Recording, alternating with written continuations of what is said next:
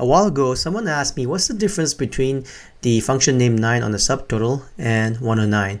So here's the difference.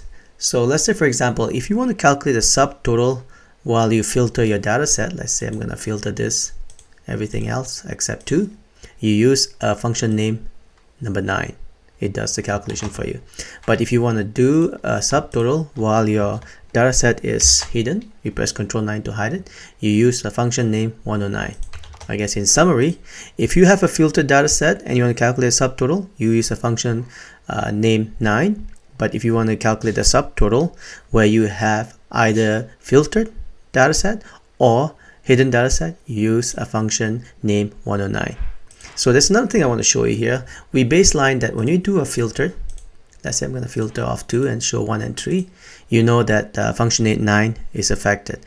But if you go ahead and filter and also hide a couple of rows here, Control 9 to hide, you can see that function name 9 is affected. I think this is a bug in Excel. What do you think?